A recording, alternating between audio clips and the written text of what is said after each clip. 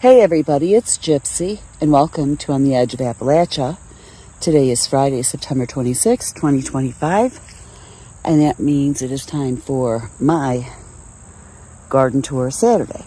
So, I'm going to start over here in this end. Today I think I've done the most gardening, but my rhubarb is looking good. This is its first year, so next year I should be able to harvest. June bearing strawberries looking gorgeous. So are my everbearing. I'm going to start, making sure all the weeds are out, cover them with mulch. Now, I've been spending my afternoon here. So, when I planted the corn and pumpkins and beans, I started at this end over here. So I planted here first and worked my way down. It took a while. It took a few weeks. So, this end where I started is the first to be done producing and dying back. So I tore everything out of here. And I've decided this year, after I clean out a bed for the season, I am going to cover it in either this black fabric or cardboard. This way, in March and April, when I'm ready to start planting my spring crops, I won't have as many weeds to deal with. So, this is where I've gotten to today. I found some there's a lot of dead pumpkin vines in here.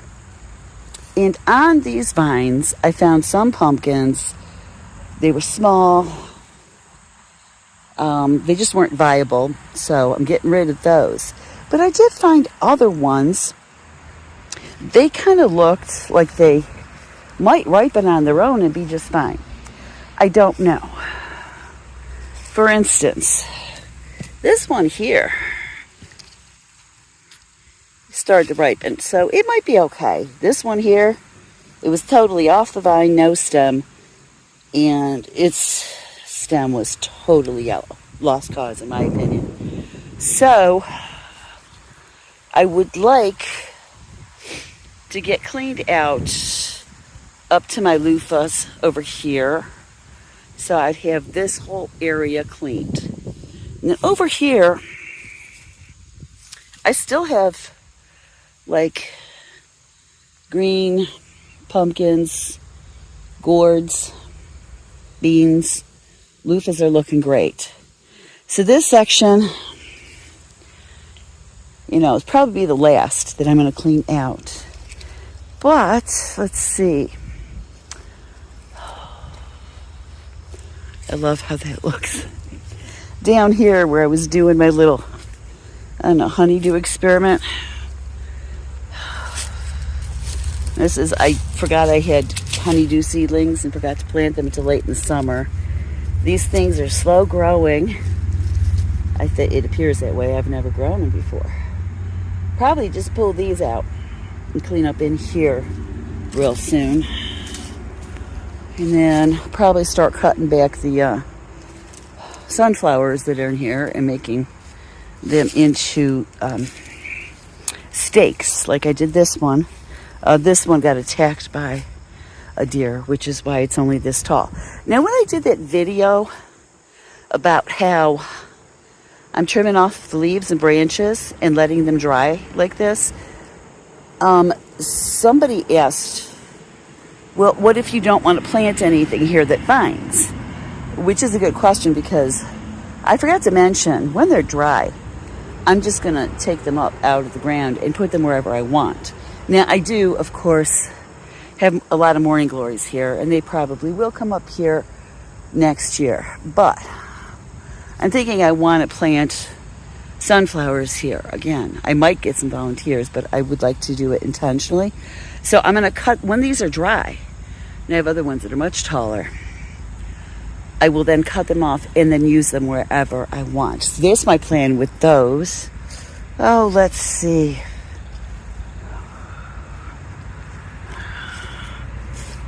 Oh, got a white moss rose. I just love how it gets that stripe. It's like one stripe, and it's the only one.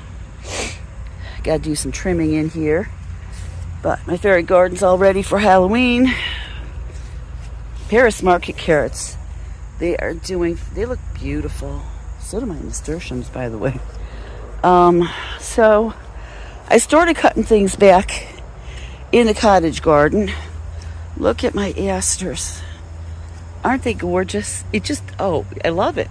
I love asters. I have this one and then 2 more planted on the side of the house. Looking beautiful. This one's doing the best. I cut back my mugwort and I'm going to dehydrate it. I'm starting to clean out in here. Cut back a lot of oregano and dried that. As you can see, cats have been laying in my valerian. I planted catnip this year, but it didn't make it very long. And so now they're back to the valerian. They like to lay and roll around in it. It is such a beautiful fall day here. It's about 70 degrees, sunny. We had a lot of rain this week after the drought. So it's like everything I'm pulling out of there, including weeds, it's just pulling right out. And everything's like, the ground's wet, but like the weeds are already dry and brown. So they're pulling out real easy. So anyway, let's see what's going on in the enclosed garden. Besides it being a mess in here, which doesn't really bother me because I like the look. So my peppercini. These peppers were the easiest to grow and the most productive. I mean, they're just great to grow. Now this is my second planting of radish. And these are the black Spanish radish. They are really doing fantastic. Let's see if we have any pods on the chichiri beans. Chichiris. I don't think I see one here. Nope, still no pods. I don't know. Lots of flowers, no pods. I was not expecting this to produce anything over here, but it has. Got some peppers going on here. I have such a hard time with peppers. This is provider beans. They're doing good. This plant, I believe, is just about done.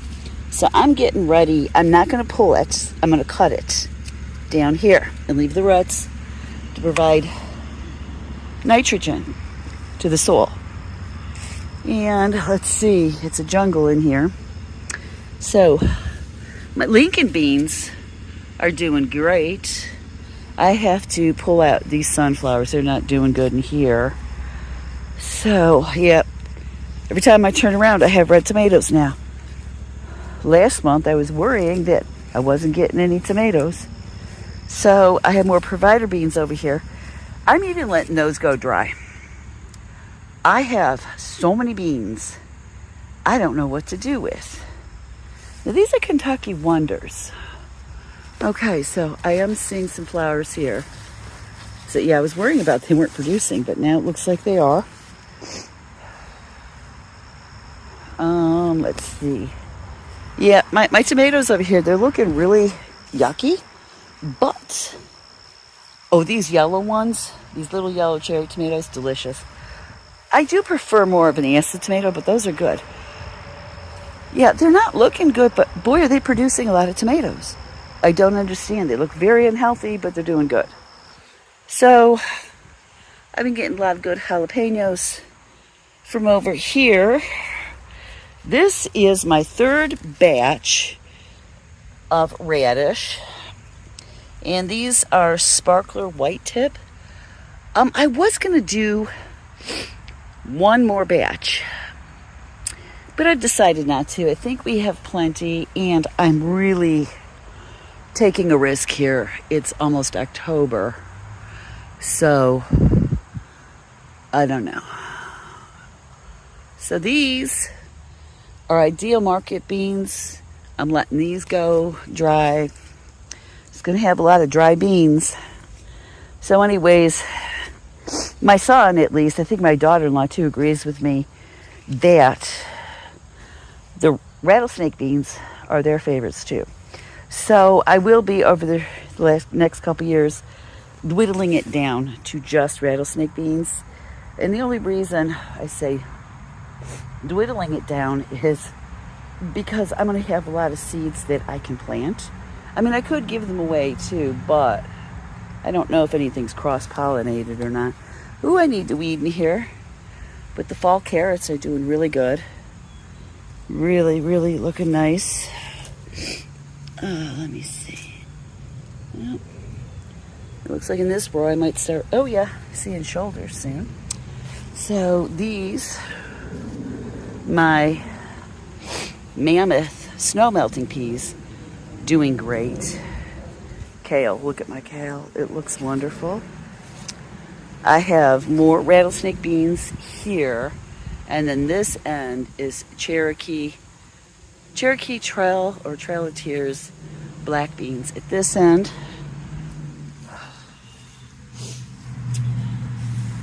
Yeah, peppers, you know, they're growing, but it's like I have one, you know.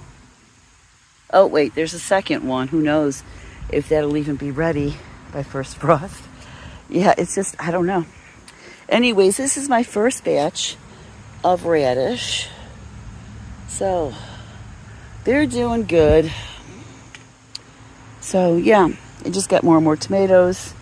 So, anyways, don't know.